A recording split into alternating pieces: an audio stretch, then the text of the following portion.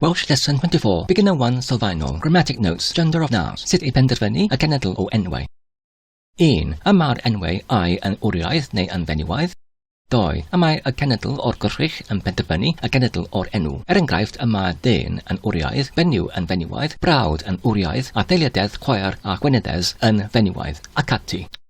3. Y mae'r y fath o wrchrych sydd hefyd yn penderfynu os ydy'r enw yn fenywaidd, gwrchau sydd yn hir ac yn dennau fel ffordd neu daith, neu yn gynnwys gofod neu amser fel ystafell neu wythnos, neu yn fychan a thlos fel dafell neu deisyn, neu gymdeithasol a gredyddol fel bobl, neu enwau o wledydd fel Ffrainc, yr Almaen ac yr Eidal, neu rhan o gyfres fel bennod, a mae nhw I gyd yn tueddu I fod yn fenywaidd.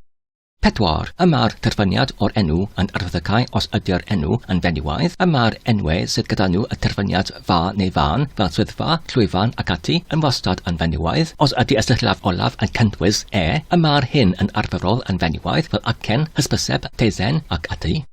5. Enwau sydd yn arferol yn cael eu defnyddio fel ferfau a mae nhw yn wriaeth yn wastad fel ateb, nedio, gofyn, ymateb ac ati.